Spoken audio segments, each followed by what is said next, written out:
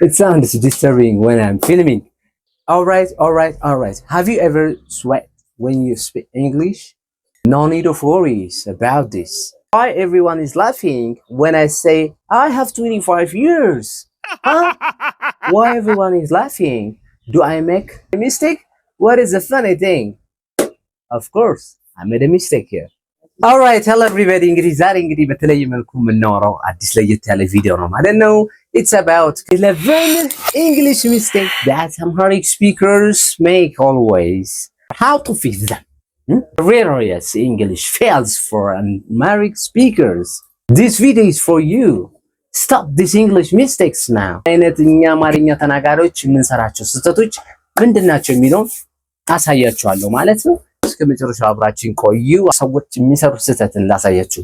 grammar mistake ላይ ማለት ነው። ለምሳሌ word order subject object verb or ደግሞ subject verb object መኖር አለበት። so ይሄ ከሌለ there is not compatibility between the sentence, right? so that እንደዚህ ብለው ያወራሉ ሰዎች the book read. Can we say that? እስቲ ንገሩኝ። No at all. We never said like that.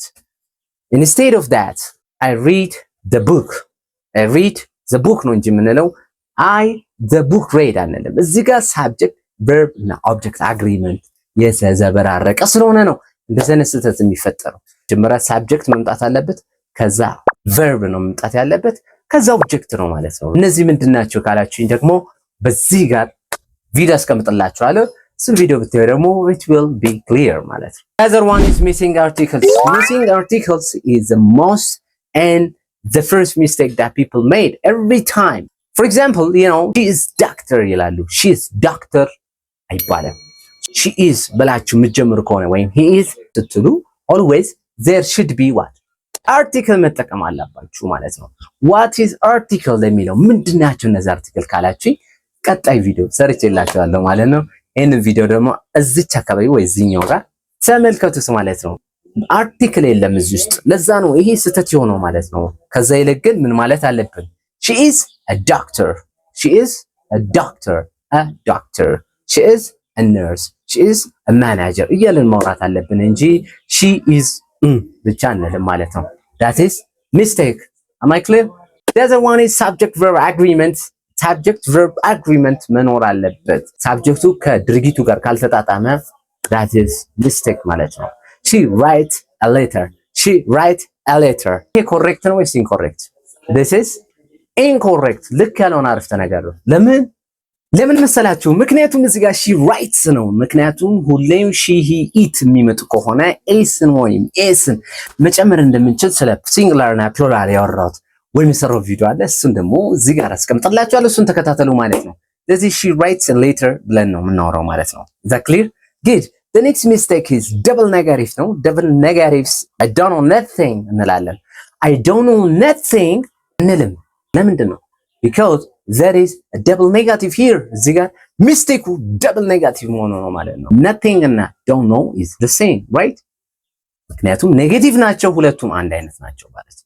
Instead of that, we use I don't know anything ማለት ነው። I don't know anything ብንል የተሻለ ነው። nothing የነበረው ወደ anything ሲያር ነው ማለት ነው። እዚህ ሁለት ኔጌቲቭ በአንድ አረፍተ ነገር ላይ ስለማንጠቀም ለዛ ነው ማለት ነው። እስካሁን የነገርኳችሁ that is the first mistake ነው ማለት ነው። second mistake ውስጥ preposition confusion የሚላል prepositions ምንድናቸው ለሚለው በዚህም የሰራው ቪዲዮ አለ። እሱን ገብታችሁ ተከታተሉ። ሰዎች እንደዚህ ብለው ያወራሉ። አንዳንዴ በእኔ ላይ ተናደደ ሲሉ he is angry on me ይላሉ። ልክ ነኝ? ነው። ለምን preposition ነች እቺ on የምትባለው። ኦንን ወደ with መለወጥ አለብን ማለት ነው። so he is angry with me ነው ልንል የምንችለው። he is angry on me አይባልም ማለት ነው። or ደግሞ I will go to home ይላሉ። I will go to home ይላሉ ሰዎች። ይሄ ልክ ነው ወይስ አይደለም? ልክ አይደለም። ምክንያቱም I will go to home, I will go to የምትለው ቃል preposition እዚህ ጋር unnecessary ነች። instead of to I will go home ብለን ነው የምናወራው ማለት ነው። preposition እዚህ ቦታ ላይ ምንም አያስፈልግም ማለት ነው። እንደዚህ አይነት ስህተቶችን እንዳትሰሩ። third one is verb tense aspect. ለምሳሌ I am go to school daily ይላሉ። go to school daily I am go to ይባላል ወይስ አይባልም? አንልም። ከዛ ይልቅ ምንድነው I go to school daily I am ምን ይሰራል እዚህ ጋር am is helping verb so am ካለ there should be ing verb I am going መሆን አለበት እንጂ I am go to school daily ልንል አንችልም ማለት ነው። that is a mistake። አራተኛው ሚስቴካችን ለምሳሌ እንግዲህ pluralization ነው። number 4 is pluralization means አብዢዎችን ብዙ ነገሮችን ስናወራ in English there must be sን ወይ esን ወይ isን መጨመር እንዳለብን ተምረናል ወይም እናውቃለን። ስለ pluralization በደንብ የሰራሁላችሁ ቪዲዮ አለ። እሱን ቪዲዮ ገብታችሁ እንድታዩት ሰጀስት አደርጋለሁ በኦዲዮ ማለት ነው። alright two childs ከማለት two children ነው ልንል የምንችለው two children I have two children I have two children I have two kids ልንል እንችላለን። children ለምን ሆነ child የሚለው ወደ plural ስንለውጠው children ስለሆነ ነው ማለት ነው። right number 5 is expressing age ነው expressing age ሰዎች እድሜ ላይ ሲገልጹ በጣም ብዙ ስህተት ይሰራሉ። እድሜን ሲገልጹ ለምሳሌ እንዴት I have 25 years ይላሉ። I have 25 years አንልም። ስህተት ነው completely። ለምን ልትሉ እንችላላችሁ have እና has always አለኝ የሆነ ነገር ስትሉ ነው እንጂ የምታወሩት እድሜን ለመግለጽ completely አይጠቅም ጭራሽ ማለት ነው። ስለዚህ instead of that I am 25 years old ትላላችሁ። I am 25 years old 5 ዓመቴ ነው ይላችሁ ታወራላችሁ። ስለዚህ እድሜ ላይ ሲገልጹ ተጠንቀቁ ማለት ነው። am የምትለዋን ነው እንጂ have እና has እንዳትጠቀሙ። The other one is possessive forms ነው። number 6 is possessive form።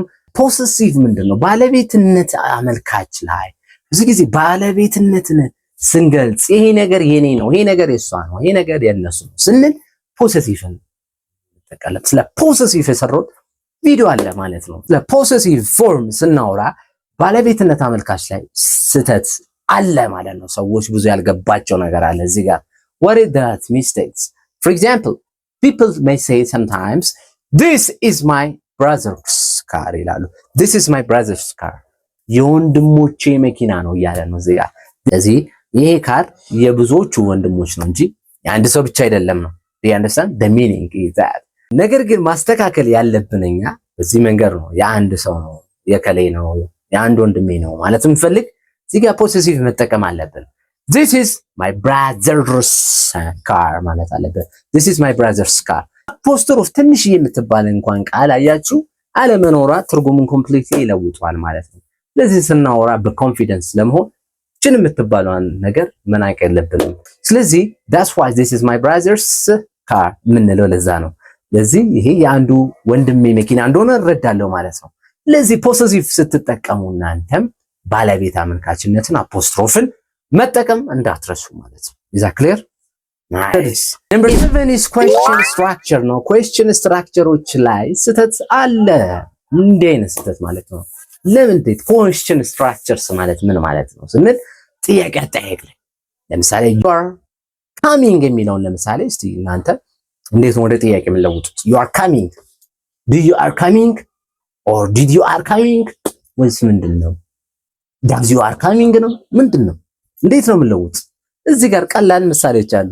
how to make questions or interrogative sentence የሚለውን ቪዲዮ ሰርቼላችኋለሁ ከዚህ በፊት እንዴት አድርገን ወደ ጥያቄ መለወጥ እንደምንችል አሳይቻችኋለሁ።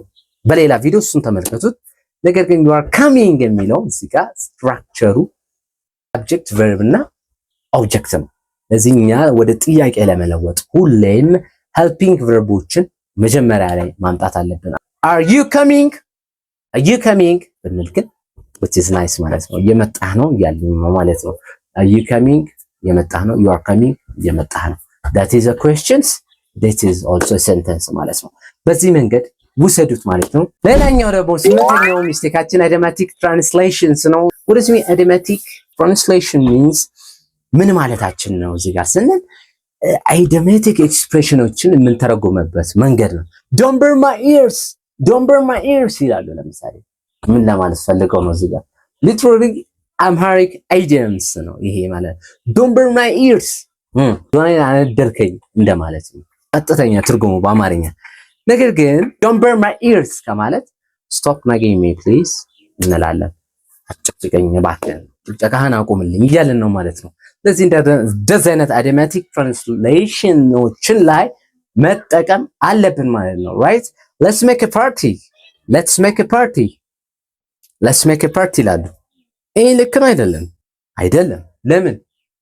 እስቲ ኮሜንት ላይ ሐሳባችሁን ጻፉልኝ። ለምንድን ነው ይሄ ልክ ያለው ነው የሚለው ሐሳባችሁን ጻፉልኝ። ሜክ እና ሃቭ ይለያያሉ።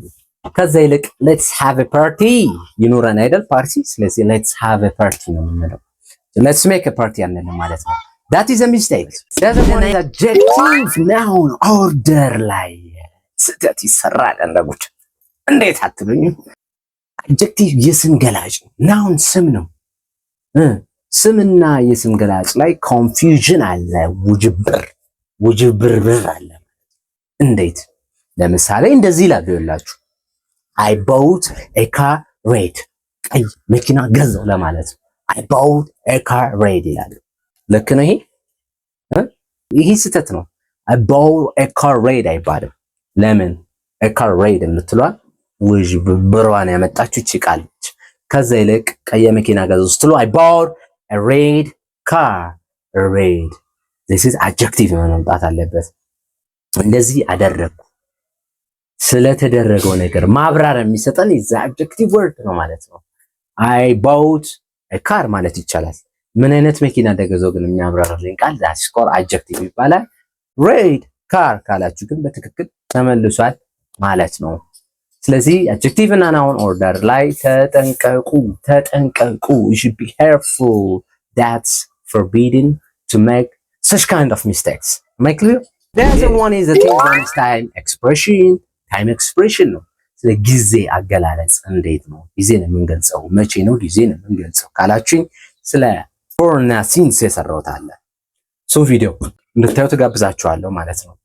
ስለዚህ ታይም ላይ ገለጻ ስናደርግ ሰዎች እንደ ጉድ much mistake they made, a lot of mistakes. The first one is I have lived there ይላሉ። I have lived there since 3 years. I have lived there since 3 years. ይባላል? No. since የምንገልጸው ብዙ ጊዜ የሆነ ዓመተ ምህረት ሲኖር ነው አይደል?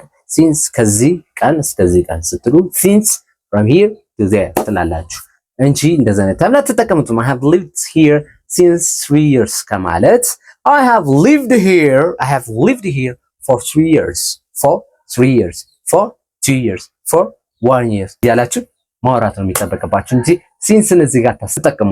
ለዚህ ፎር እና ሲንስን ስትጠቀሙ ታይም ኤክስፕሬሽንን ላይ በጣም ጠቃሚ ናቸው። ስለዚህ they live in mistakes make እና do make versus do ናቸው ማለት ነው። make እና do ምንድነው ልዩነታቸው አላችሁ? ልዩነት አላቸው። do ሌላ ነው፣ make ሌላ ነው። make means to do something ማለት ነው። I make coffee የሆነ ነገር ላይ ካከናወንኩ ስትሉ I make this, I make that እንደዚህ አደረኩ ስትሉ ከማድረግ ከድርጊት ጋር ግን የሚሄደው ዱ ነው ማለት ነው። right so ለምሳሌ ሰዎች እንዲላሉ የቤት ስራ መስራት አለብኝ ሲሉ ለምሳሌ I need to make my homework ይላሉ። I need to make my homework, I need to make my assignments, I need to make my chores ይላሉ። ልክ ነው? no, that is a mistake. What is the mistake? I need to do because do is expressing something act ነው ማለት የምንችለው I need to do my homework, I need to do my homework ለለን እንኖረው እንችላለን ማለት ነው። all right, the 12 mistake is there is እና there are ናቸው። there is እና there are ምንድነው እንደዚህ ግራ የሚያጋቡት? እነዚህ ላይ ስህተት አለ ወይ ካላችሁ አዎ በደንብ። ስለነዚህ ደግሞ ምንድናቸው ካላችሁ ስለነዚህ ስሩ ቪዲዮ አለ በገብታችሁ ድላንጉ ስቲቭን ቼክ አድርጓቸው ማለት ነው። በርካታ ቪዲዮዎችን ሰርተናል እዛ ላይ እንድትዩት ሰጀስት አደርጋችኋለሁ ማለት ነው። ስለዚህ there is እና there are የሚሉት ሰዎች ሲጠቀሙ ስህተት ይሰራሉ። ለምሳሌ ልንገራችሁ እንዲህ ይላሉ። ብዙ ሰዎች አሉ እዛ ጋር ለማለት ሲፈልጉ there have many people ይላሉ። there have many students ሊሉ ይችላሉ or there have many things ሊሉ ይችላሉ። ይሄ ግን ስህተት። ለምን there have አንልም? ምንድነው there are right there are ብዙ ከሆኑ ትንሽ ከሆኑ ወይም ሲንግል ነገር ከሆነ there is እንላለን። there is something there are something there are some there are ካለን አሉን right there is ካለን አለ ነው።